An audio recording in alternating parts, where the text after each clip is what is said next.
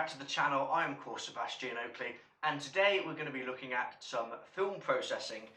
And today I've decided that we're going to process some Fuji Pro 400H.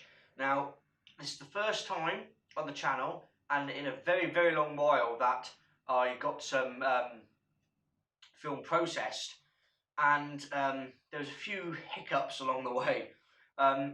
First of all, this is colour film. For those who don't know, it's rated at 400 ASA or ISO, as we would say now.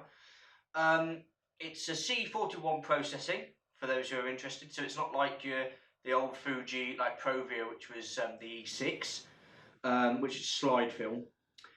So I took it in, and the guy said, "Yeah, not a problem at all. It'll be done tomorrow." I thought, fantastic, great. So I decided to get someone else to process this for me, only because at the minute I'm not ready or set up to do colour film processing myself. And to be honest, comparing how cheap it is and how every now and then I'm going to be shooting film, at the minute it's not currently viable. But it's something that I might look into the future, definitely. I'm certainly looking into doing black and white processing myself in a monobath. And for those of you who don't know what a monobath is, it's basically all your chemicals, your developer, your fixer, etc., all in one, and it's like an all-in-one solution. So I took this in, and he said, "Great, not a problem, we'll get it to you tomorrow." So I did, and then it started. I went in the next day, picked it up, and he said, "I'm afraid there's a problem." I went, "Really?" He went, "Yeah, the film got stuck in the machine."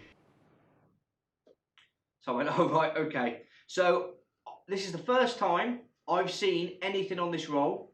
I'm going to cut it up, we're going to put it into the packaging at the minute, and then I'm going to go on the scanner and scan them, and then this is the first time me and you are going to be seeing the results. For those of you who are wondering what scanner I'm using, I'm actually using the CanoScan 9000 Mark II.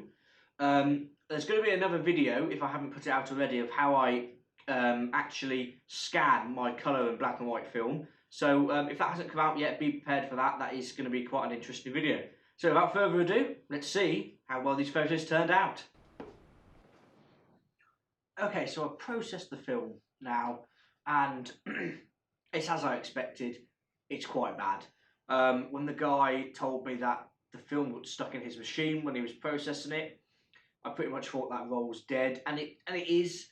I'm going to be showing you the photos now as and when while I'm talking, and there's anomalies on there which I don't know whether it's a light leak or something like that, but it's like well, I can say it's sort of like a semi-moon sort of anomaly on the film. I don't know whether that was done in processing or not, or I need to look at my camera and check its curtain to see if there is actually anything leaking onto the film. But I think it's something to do with the processing. I could be wrong though, I'm going to have to check that and have a look. There's one with a tree that I was really hoping that the film that because I put in 2 films, and he said because it got stuck in the machine the first film, he didn't want to do the next one just in case. So I was kind of hoping that he didn't do the film with this tree on. Anyway, he did, and unfortunately that moon thing is right there on the branch, and I don't know if I can Photoshop it or not, but really the whole point of me shooting film was to shoot it straight out and then show everyone. But so moral of the story is maybe do a little bit more research of who you're going to send your film to. He seems a really decent guy, gave me a full refund, and I think it was just unfortunately just one of those things. But when you're a new customer and you're the first time, it's sort of not really the ideal situation for me and for him. So I found a few other people who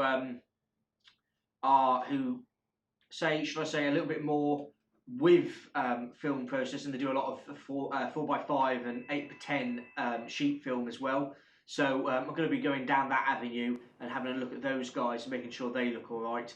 And I'm going to be processing my film from there on. But anyway guys, I hope you've enjoyed this video. Thank you very much for watching. I've been Sebastian Oakley. See you all in the next one.